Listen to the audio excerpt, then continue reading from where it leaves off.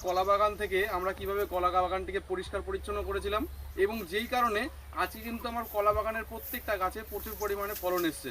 প্রত্যেকটা গাছ থেকে কিন্তু কলার কাঁদি বেরিয়েছে এবং আমরা রেগুলার কলা গাছ থেকে কলা হারভেস্ট করে বিক্রিও করছি মার্কেটে।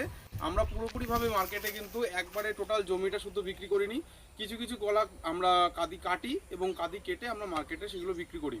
এবং দেখতে পাচ্ছেন আমার কলা বাগান কিন্তু আমরা রেগুলার পরিচর্যার পরেও আজকে কিন্তু কলা বাগানে নিচে পুরো এরকম নোংরা আবর্জনা পুরো ভরে গেছে, চারিদিকে শুধু নোংরা আবর্জনা। তার কারণ আমরা কিছুদিন সময় পাইনি, সে কারণে কলা গাছ শুধুমাত্র পাতা টাতা পুরো ছেটে দিয়েছিলাম, যে কারণে কিন্তু আমাদের এখানে প্রচুর পরিমাণে ঝড় বৃষ্টি হওয়ার ফলেও সব গাছ কিন্তু পড়ে যায়নি।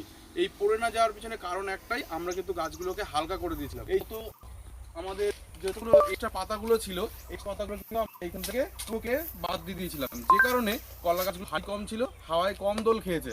এবং দেখতে পাচ্ছি এই যে পাতাগুলো কিন্তু সব ছিঁড়ে গেছে, তার কারণে প্রচুর পরিমাণে ঝড় হাওয়া বাতাস বসে, যে কারণে কলা গাছ কিন্তু ক্ষতিগ্রস্ত হয়নি, তার কারণ আমরা গাছগুলোকে ছেটে দিয়েছিলাম।